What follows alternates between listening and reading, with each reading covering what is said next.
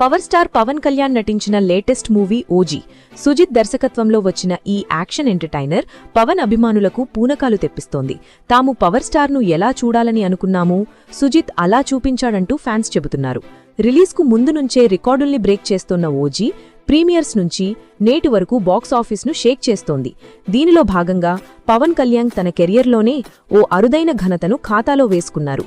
ఈ వివరాల్లోకి వెళ్తే డివివి ఎంటర్టైన్మెంట్స్ బ్యానర్పై ప్రముఖ నిర్మాత డివివి దానయ్య ఓజీని నిర్మించారు. ప్రియాంక అరుల్ మోహన్ హీరోయిన్గా నటించగా బాలీవుడ్ స్టార్ ఇమ్రాన్ హష్మీ విలన్ పాత్ర పోషించారు. అర్జున్ దాస్, ప్రకాష్ రాజ్, సుబలేఖ సుధాకర్, షియా రెడ్డి, హరీష్ ఉత్తమన్, అభిమాన్యు సింగ్, అజయ్ ఘోష్లు ఇతర ముఖ్య పాత్రల్లో నటిస్తున్నారు.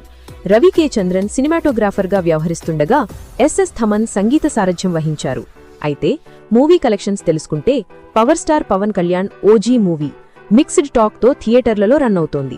తొలి రోజు వరల్డ్ వైడ్గా 154 కోట్లు గ్రాస్ వసూలు చేసినట్లు మూవీ టీం ప్రకటించిన విషయం తెలిసింది.